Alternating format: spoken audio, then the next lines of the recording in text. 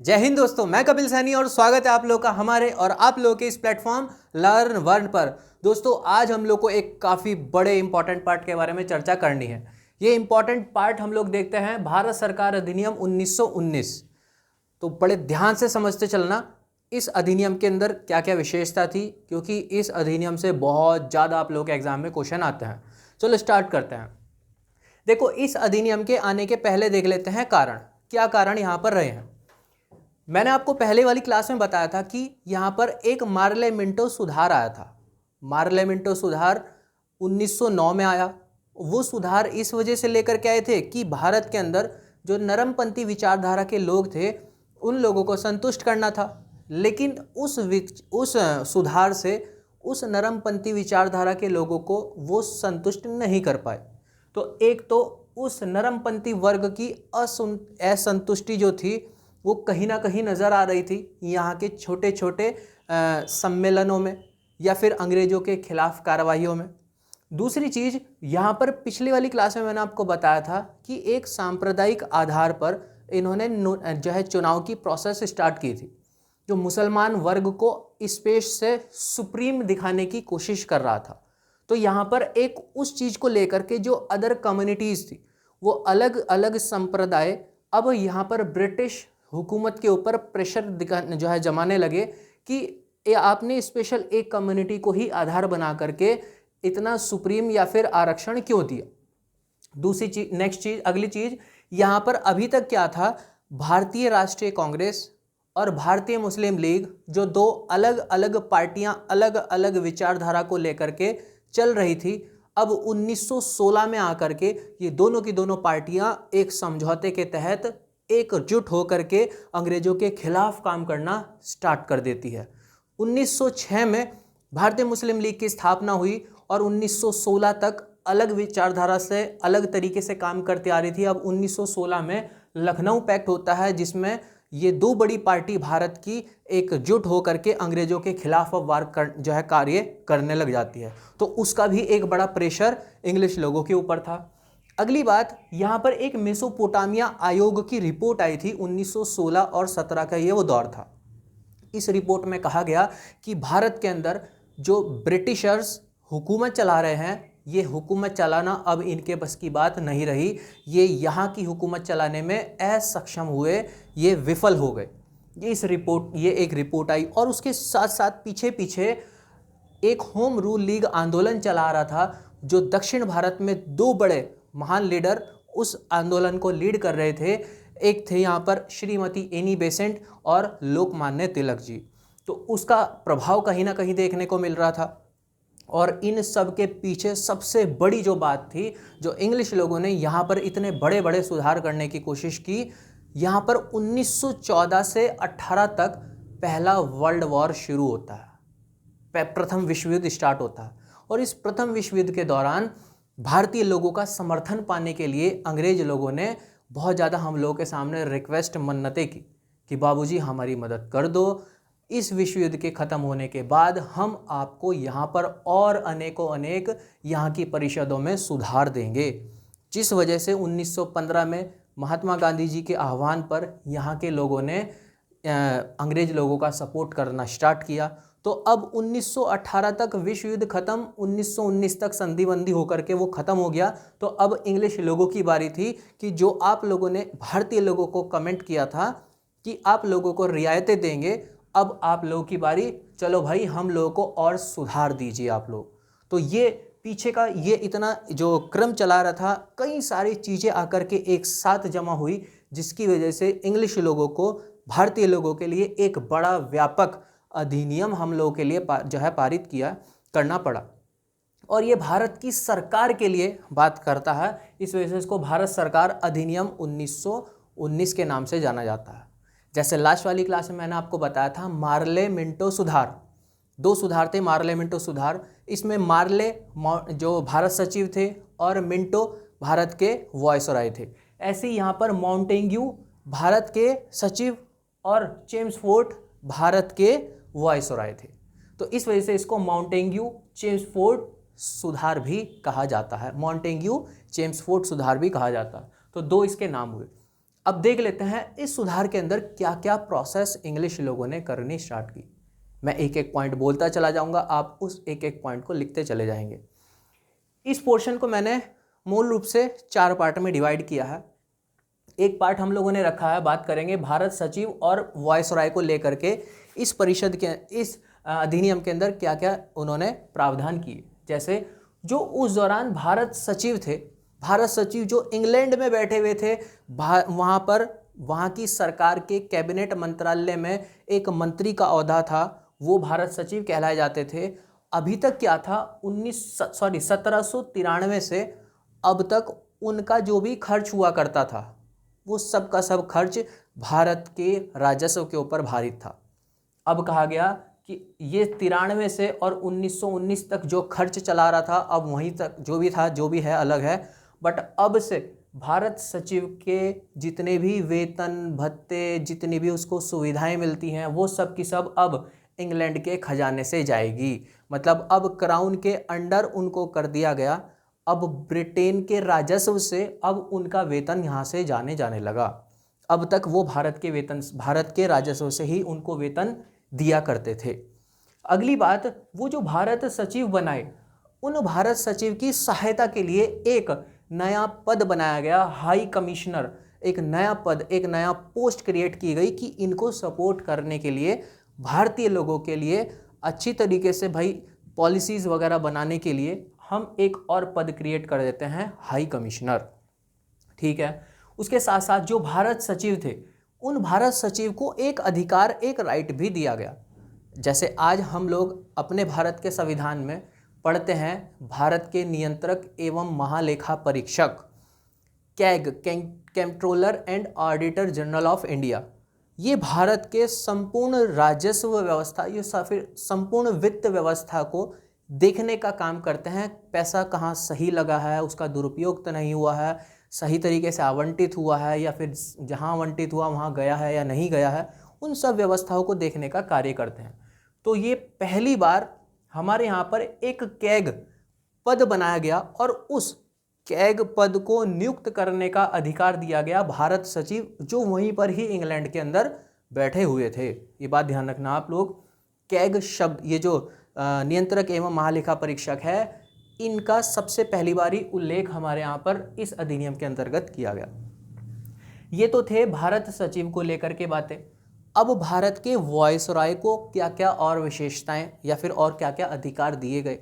इसमें जो भारत के वायसराय थे, जो अभी तक उनकी कार्यकारिणी परिषद थी, मैंने लास्ट वाली क्लास में बात की थी कि भारत के वायसराय की कार्यकारिणी परिषद के अंदर एक भारतीय को अपॉइंट किया गया था पहली बार। अब यहाँ पर ये 3 भारतीयों को अपॉइंट किया गया और फिक्स किया गया। अब यहाँ पर कार्यकारिणी परिषद में ये 5 और 3 का रेशियो रहेगा, मतलब 3 भारतीय होंगे और 5 रहेंगे इंग्लिश। इनमें जो 3 भारतीय थे, इन 3 भारतीयों को बड़े बड़े विभाग आवंटित किए गए। उसमें लॉ वाला, जो पूरा का पूरा हमारे यहाँ पर विधि विभाग है, वो विधि, उद्योगों को लेकर के और एडुकेशन, शिक्षा को लेकर के, ये बड़े बड़े विभाग इन भाई साहब को मतलब भारतीय लोगों को आवंटित किए गए। उसके साथ साथ जो वायसराय थे, वायसराय को एक अधिकार और दिया गया कि जो सदन है, सदन मतलब हाउस, जिसको आज आप लोकसभा, राज्यसभा, विधानसभा, विधान परिषद के नाम से जानते हैं, ये सदन, इस सदन को, जो केंद्र के अंदर जो भी सदन होंगे, उस सदन के सत्र को बुलाने का काम, सत्र का खत्म हो जाने पर सत्रवसान, मतलब जब सेशन खत्म हो रहा है तो सेशन को ख़त्म करवाने का काम भी, और अगर उसकी वो पूरी की पूरी सरकार है, उस सरकार को भंग ही करना है, वो सदन ही पूरा का पूरा ख़त्म करना है, दोबारा से चुनाव करवाने हैं, वो पूरा का पूरा अधिकार भारत के वायसराय महोदय को दिया गया, जो आज एज इट इज़ भारत के राष्ट्रपति महोदय को ये पावर देखने को मिलती है। उनको ये पावर है। भारत के जो राष्ट्रपति महोदय हैं, उनको ये तीनों की तीनों पावर आज भी ऐसे ही अवेलेबल है। तो ये 1919 के अधिनियम से यहाँ पर दी गई। उसके साथ साथ जो भारत के वायसराय होंगे, किसी भी परिषद में या किसी भी विधायिका ने, चाहे वो केंद्र की हो या राज्य की हो, कोई भी कानून पारित कर दिया और उस पर लग रहा है कि वायसराय सहमत नहीं है, तो वायसराय क्राउन की सहमति से उस विधेयक को पारित भी कर सकते हैं और उसको रिजेक्ट भी कर सकते हैं। अगर वो परिषद के अगेंस्ट जाना चाह रहे हैं, चाहे वो उसके एंटी हो चाहे वो उसके फेवर में हो, वो क्राउन की मदद से, अनुमति से उस विधेयक के ऊपर अपनी सहमति रख सकते हैं। ये यहाँ पर वॉइसरॉय को ये एक विशेष पावर दी गई। उसके साथ साथ यहाँ पर वॉइसरॉय को एक और पावर दी गई कि यहाँ पर जो भी विधानसभा होंगी, यहाँ की विधानसभा कहने का मतलब मेरा आज वाली राज्यों की विधानसभा नहीं है। विधानसभा कहने का मतलब जो आज की लोकसभा है उसको उस दौरान विधानसभा के नाम से जानते थे। तो विधानसभा के कार्यकाल को बढ़ाने का और प्लस घटाने का, ध्यान रखना दोनों चीज़ें, बढ़ाने का और घटाने का जो अधिकार दिया गया था वो भारत के वॉइसरॉय को दिया गया था कि इनके कार्यकाल को घटाया भी जा सकता है और बढ़ाया भी जा सकता है। आज के समय में हमारे यहाँ पर ये अधिकार भारत के राष्ट्रपति महोदय को नहीं, भारत की संसद को है। वो कार्यकाल को घटा भी सकती है और बढ़ा भी सकती है, टाइम ड्यूरेशन जो भी है, और हमारे यहाँ पर हुआ भी है ये, ठीक है। वो हम लोग अपने आगे जा कर के चर्चा करेंगे। लोकसभा का एक बारी कार्यकाल हम लोगों ने बढ़ा करके 6 वर्ष कर दिया था, फिर दोबारा उसको घटाया और 5 वर्ष कर दिया, तो आगे जा करके उसको देखेंगे। तो ये तो भारत सचिव और वॉइसरॉय को लेकर के इन्होंने प्रोविज़न किए। तो इस एक्ट का पार्ट नंबर 1 हम लोगों ने देख लिया। अब दूसरे पार्ट की तरफ चलते हैं, जो केंद्र था। केंद्र के अंदर पहली बार द्विसदनात्मक व्यवस्था यहाँ पर लॉन्च की गई। अभी तक एक ही सदन चला रहा था जिसको हम लोग परिषद या फिर विधान परिषद के नाम से जानते थे। अब यहाँ पर दो सदन बनाए गए जो आज के टाइम में हम लोग को देखने को मिलते हैं केंद्र के अंदर, राज्यसभा और लोकसभा, 2 सदन देखने को मिलते हैं। तो ये द्विसदनात्मक व्यवस्था पहली बार भारत के अंदर हमारे यहाँ पर लॉन्च हुई। उसमें एक को बोला गया राज्य परिषद, जिसको आज आप राज्यसभा बोलते हैं, ठीक, और एक को बोला गया विधानसभा, जिसको आज आप लोकसभा बोलते हैं। ये राज्य परिषद ऐसे ही उच्च सदन और ये विधानसभा ऐसे ही निम्न सदन। राज्य परिषद के अंदर टोटल नंबर ऑफ सीट्स रखी गई 60 सदस्यों की ये एक परिषद बनाई गई। आज के टाइम में हम लोगों ने 250 रखे हैं, 250 सीट हैं, लेकिन उन पर निर्वाचन या फिर चुनाव कम पर होता है, आगे जाकर के बात करेंगे। ऐसे ही विधानसभा में टोटल नंबर ऑफ मेंबर 144 और 145, मैंने 2 आंकड़े लिखे हैं वो इस वजह से, एनसीईआरटी में आंकड़ा हमको कुछ और मिलता है और अदर जो बड़ी बड़ी जो स्टैंडर्ड बुक्स हैं उसमें आंकड़ा हम लोग को कुछ और मिलता है। तो इस आंकड़े को लेकर के एग्जाम में मैंने जितने भी एग्जाम क्वेश्चन पेपर स्टडी किए हैं, ऐसा कोई क्वेश्चन मुझको नज़र आया नहीं, और अगर आ भी गया तो इनमें से कोई भी एक आंकड़ा आप लोग के सामने आएगा, ठीक है। इस वजह से मैंने दोनों के दोनों आंकड़े आपके पास रखे हैं। लेकिन इसमें ध्यान रखना, जितना भी जो भी आंकड़ा होगा उसमें जो निर्वाचित वाली सीटें हैं वो 104 ही हैं हमेशा, लेकिन जो मनोनीत सीटें हैं, अगर 145 सीटें हैं तो उसके अकॉर्डिंग है 41, और 144 हैं तो उसके अकॉर्डिंग है 40 मनोनीत सीटें, ठीक है। अब यहाँ पर जो 60 सीटें हैं, इन 60 सीटों को भी 2 पार्ट में डिवाइड किया है। 34 तो हैं निर्वाचित और 26 हैं मनोनीत। मनोनीत यहाँ पर भी, मनोनीत यहाँ पर भी। ये मनोनीत कहने का मेरा मतलब ये है कि वॉइसरॉय यहाँ की जो उसकी कार्यकारिणी परिषद है या फिर भारतीय लोगों का जो समूह है, उन लोगों की सिफारिशों के आधार पर ये अलग अलग सीटों को वो यहाँ पर मनोनीत या फिर अपॉइंट किया करते थे, ठीक है। यहाँ पर जो राज्य परिषद थी इसका कार्यकाल बनाया गया 5 वर्ष का, और उसके साथ साथ बोला गया कि प्रति वर्ष चुनाव होंगे, लेकिन प्रति वर्ष चुनाव 12 सीटों पर किए जाएंगे। हर वर्ष 12 सीटों पर चुनाव होंगे। ये 12 लोगों का आज चुनाव हुआ तो वो अगले 5 वर्षों तक बैठे रहेंगे, फिर अगले वर्ष फिर 12 लोगों का वो 5 वर्षों तक। तो मतलब ये साइकिल चलती चली जाएगी और 12-12 वर्षों तक के 12-12 कैंडिडेट का प्रति वर्ष चुनाव होता चला जाएगा, ठीक है। तो टोटल यहाँ पर 5 वर्षों का कार्यकाल रखा गया 60 सदस्यों के लिए। उसके साथ साथ इस तरफ विधानसभा में कार्यकाल रखा गया 3 वर्षों का, और विधानसभा को बजट के ऊपर स्वीकृति देने की अनुमति दी गई। अभी तक यहाँ पर बजट के ऊपर सिर्फ और सिर्फ यही एक्शन लेते थे, लेकिन अब यहाँ पर इनको बोला गया कि भाई आप भी बजट के ऊपर अधिकार रखते हैं, इसके ऊपर चर्चा आप कर सकते हैं। मैंने अभी बताया था वॉइसरॉय के लिए कि वॉइसरॉय को विधानसभा के कार्यकाल को घटाने और बढ़ाने की अनुमति थी। विधानसभा के कार्यकाल को घटा बढ़ा सकते थे वॉइसरॉय। ठीक, तो ये तो था केंद्र के अंदर द्विसदनात्मक सभा पहली बार भारत के अंदर इंट्रोड्यूस हुई। ऐसे ही भारत के अंदर प्रांतों के अंदर द्वैध शासन व्यवस्था स्टार्ट की गई। ये जो द्वैध शासन व्यवस्था है इसको डायरकी के नाम से भी जाना जाता है। डायरकी इस वजह से इसको कहा जाता है क्योंकि लियोनिस कार्टिस नाम करके ये व्यक्ति थे जिन्होंने विश्व में सर्वप्रथम अपनी एक पुस्तक लिखी। पुस्तक का नाम था डायरकी, और इस डायरकी पुस्तक के अंदर इस द्वैध शासन व्यवस्था को इन्होंने इंट्रोड्यूस किया।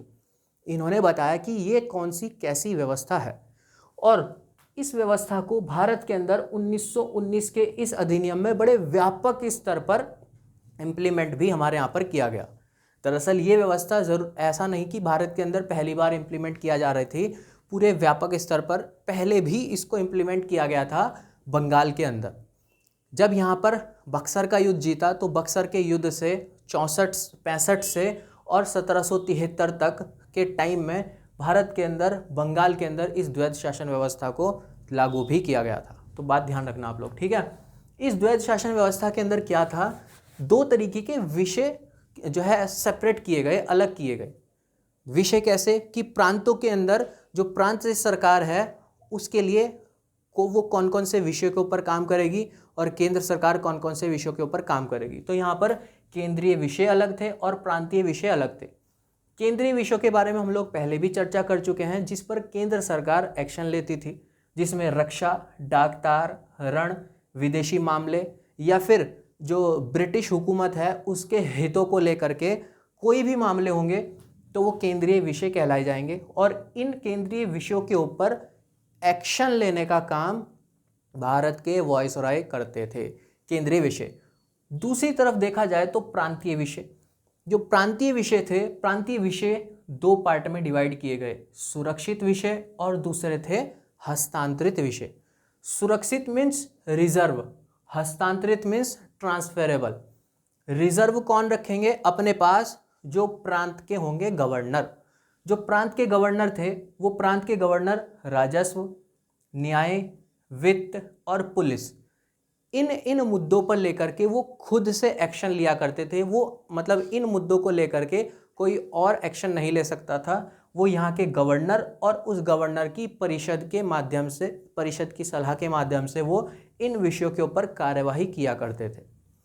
दूसरी ओर जो हस्तांतरित विषय थे, वो हस्तांतरित विषय जो उस प्रांत के गवर्नर और जो भारत के क्षेत्रों से चुने हुए जो मंत्री थे उन मंत्रियों की सलाह पर इन विषयों पर वो काम करते थे। कौन कौन से विषय, स्थानीय स्वशासन दे दिया, अकाल है, शिक्षा है, कृषि है, स्वास्थ्य है, ये अलग अलग जो भी विषय थे इन विषयों पर भारतीय लोगों को अधिकार दे दिया गया कि आपकी सहमति, आपकी सलाह के अकॉर्डिंग इन विषयों पर हम कार्य करेंगे। तो पहली बार भारतीय लोगों को विधायिका में भागीदार बनाने का प्रयास किया गया कि भारतीय लोग भी अब यहाँ पर विधि, नियम, कायदे, कानून बनाने की प्रक्रिया में आ जाएं। बट ध्यान रखना, गवर्नर को ही यहाँ पर सुप्रीम बनाया गया, गवर्नर ही एक्शन ले सकता था। यहाँ पर गवर्नर अपनी परिषद की सलाह पर काम करता था और यहाँ पर गवर्नर भारतीय लोगों की सलाह पर कार्य किया करता था। ये जितना भी मैंने आपको सिस्टम बताया, अब मैंने 3 पार्ट आपको इसके डिस्कस कर दिए। पहला भारत सचिव और वॉइसरॉय को लेकर के क्या प्रावधान, दूसरा केंद्र के अंदर और तीसरा प्रांतों के अंदर। चौथी चीज देख लेते हैं जो इनसे रिलेटेड फैक्ट्स हैं, जो छोटे छोटे फैक्ट्स पूछे जाते हैं। जैसे पहली बार किया गया कि यहाँ पर जो केंद्र के अंदर बजट पेश किया जाता था पूरे भारत के अंदर, पहली बार किया गया कि अब केंद्र का बजट अलग होगा और राज्यों का बजट अलग होगा। आज भी देखने को मिलता है भारत के अंदर राज्य अपना अलग बजट निकालते हैं और केंद्र सरकार अपना अलग बजट निकालती है। तो ये व्यवस्था पहली बार हमारे यहाँ पर इस 1919 के अधिनियम से स्टार्ट या फिर प्रारंभ की गई। दूसरी चीज़, यहाँ पर जो सांप्रदायिक आधार की मैंने आपको बात बताई थी, केवल मुसलमानों को आरक्षण देने की बात की थी, तो यहाँ पर सांप्रदायिक व्यवस्था का आधार और बढ़ा दिया। अब उस सांप्रदायिक सिस्टम में मुसलमानों के साथ साथ सिख, ईसाई, यूरोपियन और एंग्लो इंडियन, इस अलग अलग लोगों को उस सांप्रदायिक आधार पर उठा करके रख दिया। यहाँ पर एंग्लो इंडियन कहने का मतलब, एंग्लो इंडियन ऐसा व्यक्ति, ऐसा इंडियन होता है जिसकी माता का संबंध तो भारत से होता है, मतलब वो मातृकुल से तो भारतीय है, और उसके पिता का संबंध यूरोप से होता है, उसके पितृकुल की तरफ से वो यूरोपियन है, तो ऐसा व्यक्ति एंग्लो इंडियन कहलाया जाता है। ठीक है, तो यहाँ पर सांप्रदायिक आधार का और जो है आधार बढ़ाया गया।